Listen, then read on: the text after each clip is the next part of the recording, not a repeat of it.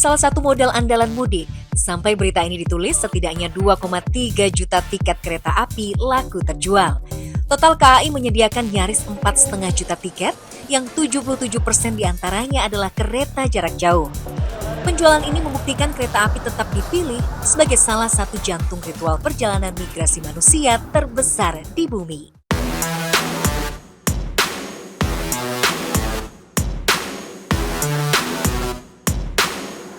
Salah satu yang membuat perjalanan di kereta api menarik, tentunya gerbong restorasi alias gerbong rumah makan yang ada di kereta.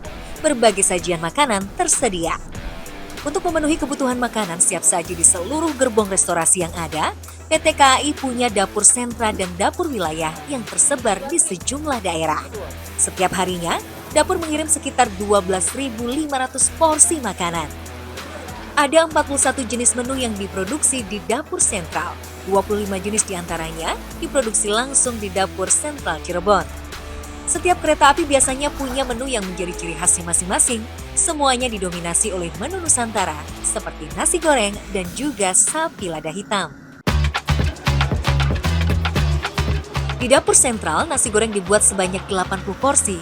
Karena dikerjakan puluhan orang, proses memasak cuma membutuhkan waktu 30 menit lamanya.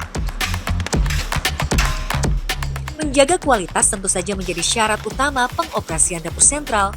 Sama halnya seperti sapi lada hitam, bahan daging wajib dipilih dari daging sapi kualitas terbaik. Dari bumbunya pun kita berbeda ya. Jadi ada bumbu khusus yang memang ciri khas kita. Intinya seperti itu. Menu-menu yang disiapkan melewati sejumlah tahap sebelum dikirim, termasuk pengukuran oleh ahli gizi untuk menghitung kalori, juga kelayakan pada bahan-bahan yang digunakan. Setelah proses pemasakan, makanan yang diproduksi harus melewati proses vakum di setiap kondimennya. Proses ini berguna untuk menurunkan suhu pada makanan. Selain tadi di blast freezer dengan suhu minus 35 sampai minus 45 derajat, jadi packagingnya pun kita harus benar-benar rapih ya. Jadi rapih itu kita full segel ya, full segel dari kemasannya, jadi benar-benar tertutup, tidak boleh ada rusak. Kenapa? Karena di situ harus kedap air. Kemudian penyimpanannya harus di suhu minus 18 derajat, kemudian distribusinya pun sama. Kemudian nanti penerimaannya juga harus di minus 18 derajat sampai di minus 4 derajat. Setelah semua proses pada dapur sentral dilewati, makanan ini kemudian dikirimkan melalui wilayah-wilayah kereta. Pengiriman dilakukan menggunakan mobil termo yang mampu mengirimkan 3-4.000 porsi per mobil. Selain masakan siap saji, di beberapa tipe kereta juga tersedia live cooking untuk mengolah masakan langsung di atas kereta.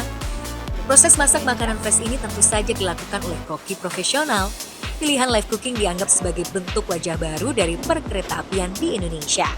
Didukung pula dengan teknologi peralatan memasak berbasis listrik, hingga memasak bisa dilakukan dengan aman dan nyaman. Cook on Train memang begitu digemari penumpang. Menu mie godok misalnya. Menu yang sangat mencirikan sajian khas Jawa ini bisa laku hingga 100 porsi setiap harinya. Tantangan sang koki adalah diperlukan keseimbangan pada saat kereta melaju cepat. Tak hanya asal menyajikan menu, untuk menyesuaikan daya beli masyarakat, harga yang ditawarkan tergolong sedang dengan kualitas sajian makanan yang terbaik. Tujuannya, tak lain agar penumpang terus bertahan bahkan meningkat.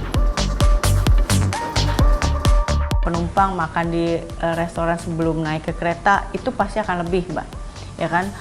Minimal mungkin 65.000 habis gitu ya. Pasti di atas 50.000. Jadi kami patok itu 50.000 itu pun hanya beberapa menu. Boleh dikatakan nggak lebih dari 2 menu. Jadi yang lain itu pasti di bawah 50.000. Saya rasa sih dengan harga yang seperti itu sangat reasonable dan affordable ya, Mbak.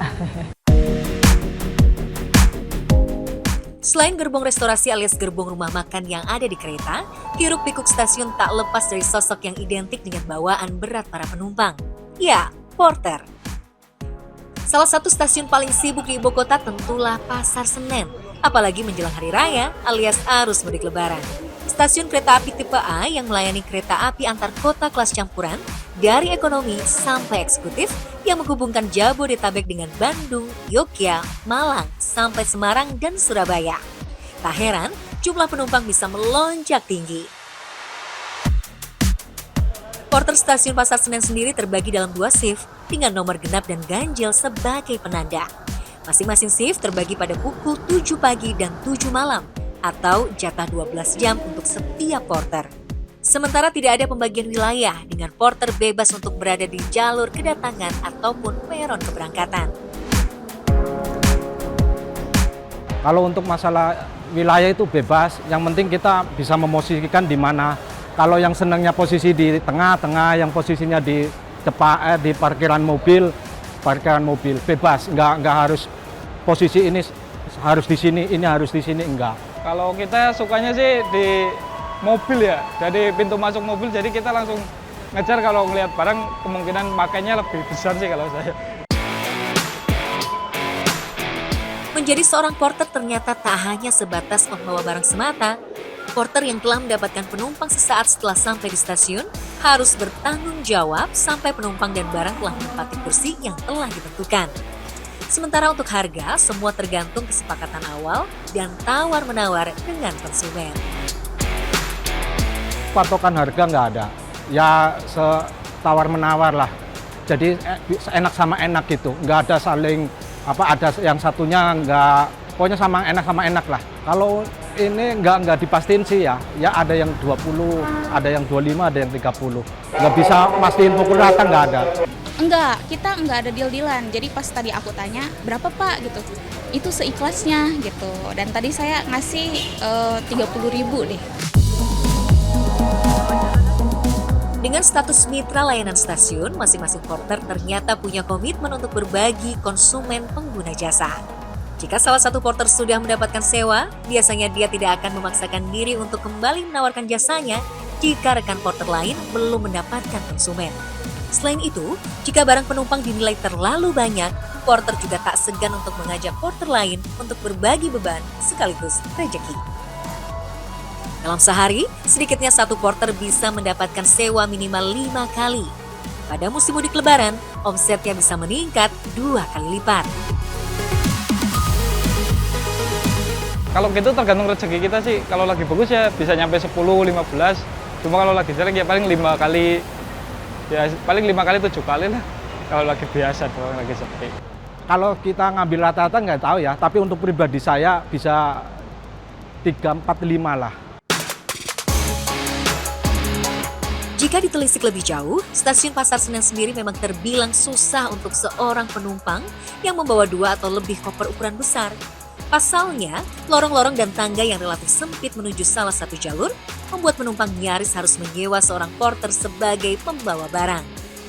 Hal itu belum ditambah dengan jarak yang relatif jauh dari ruang tunggu sampai ke peron yang dituju.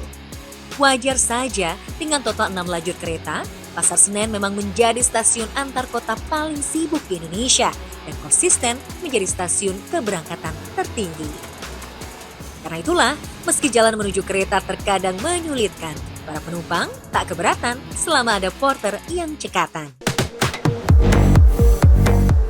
Jika dulu porter sangat tak terkoordinir, bahkan berlari menaiki kereta ketika masih melaju, kini semua telah berubah.